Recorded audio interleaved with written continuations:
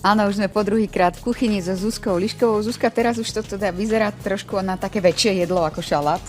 No áno, taký teplý šalát. Áno, lebo tuto je losos, kúsky lososa budú doprevádzať, predpokladám, teplý šalát, nie? Áno, budú doprevádzať teplý šalát ako kúsky lososa, tak aj cicer a tak aj bataty, ktorými hneď začneme. Máme vlastne aj ďalšie druhy zeleniny. Spomínali sme to blanširovanie ako rýchle varenie a schladenie. A teraz máme druhý spôsob zdravej prípravy a to je pečenie. Aký je v tom v podstate rozdiel? Hlavne rozdiel je v druhoch zeleniny, ktoré na to používame a na to pečenie používame tie tvrdé druhy, ako bolo vidno aj pri tom krájaní, ako sú bataty, zemiaky, tekvica, červená repa, ktoré by tým várením museli prejsť oveľa dlhším ako len tým krátkým. A to pečenie je opäť niečo podobné, že nedáme to do vody a nevyvaríme z toho všetko, čo v tom je, ako napríklad beta-karotén, ktorý je v batátoch, ale dáme si to na ten plech a tým pečením v podstate všetka tá šťava a tie výživné hodnoty ostanú vo vnútri. Stačí nám kratšia doba prípravy a ďalší veľmi dobrý efekt je, taká, že hovorí sa tomu, že karamelizácia, že tá zelenina pustí cukry a ostane veľmi chutná, iná ako v tom varení.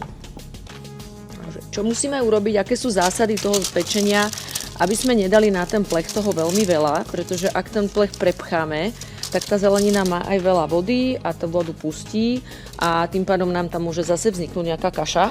Že sa to viac menej udusí potom. Viac menej sa to udusí a nebudeme spokojní, nebudeme mať tie chrumkavé kúsky zeleniny, ktoré chceme na tom šaláte, takže nesmie toho byť veľa, rozložené po jednom, takže tiež nie na sebe. Niekedy vidím, že ľudia dajú takú kopu do tej rúry, ale tak tým pádom to v podstate uvaria.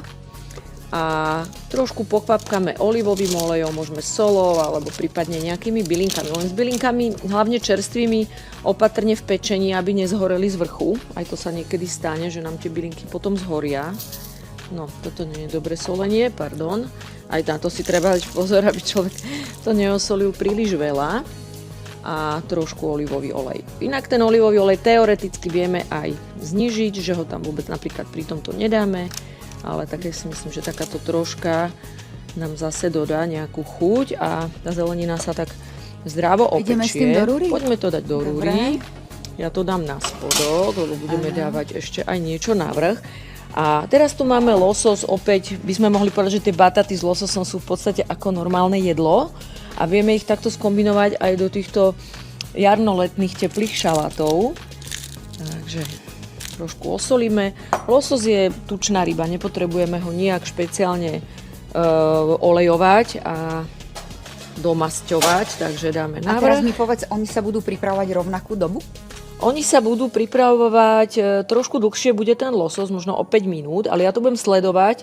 Môže byť, že keď sú na dve poschodia, že to pôjde naraz, lebo väčšinou sa potom to spodné poschodie dlhšie upravuje. Áno. A približne tých 20 minút losos, 15 minút bataty, tak uvidíme, možno to bude aj naraz, že to nejako spriemerujeme. A čo tu máme ďalej je cicer, takže ja si trošičku zapnem silnejšie varenie. Dám to ešte na silnejšie. Máš klasický cicer z konzervy, alebo teda zo sklenenej fľaše? Ja mám zo sklenenej fľaše. Môžeme si samozrejme cicer aj uvariť. Vieme, že strukoviny obsahujú taktiež antinutričné látky, fitáty, ktoré nám spôsobujú to nafúkovanie a oni sa každou tepelnou úpravou vlastne znižujú ich obsah.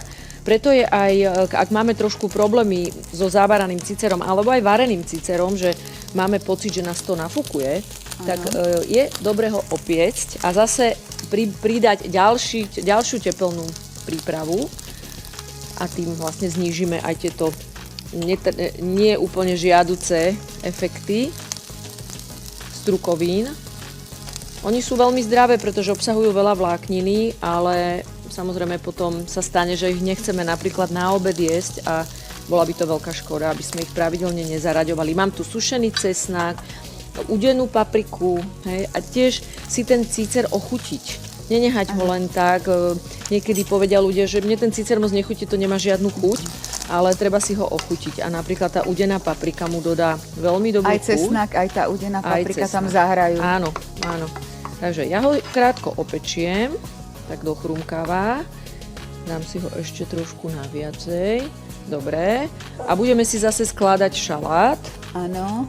ktorý obsahuje aj čerstvú zeleninu, aj teplne upravenú. Takže si dáme opäť nejakú trošku zeleného šalátu. Ja tomu hovorím aj také, že zdravé misky. Takže do tej misky si vlastne dáme všetko, čo by sme mali mať, hej, či sú to tie surové druhy, že nemusíme si vyrobiť jedlo a šalát, ale vlastne to všetko už skombinuje do jednej misky. Veľmi dobre sa to potom hodí aj na, keď si niekde chceme obed zobrať so sebou, napríklad k vode, že si vieme vlastne veľmi ľahko takto spraviť takéto misky a kdekoľvek zobrať. Takže máme tu pažitku. Ideme si pripraviť ešte k tomu nejaký dip, pretože tie dipy sú veľmi dobré ochutenie takýchto misiek. Opäť nejaký ďalší druh. Mám tu opäť jogurt, tentokrát mám asi nízkotučný jogurt. Na toto mám jogurty veľmi rada, lebo mi nahradia vlastne tie tukové zložky. Nejaké majonézy.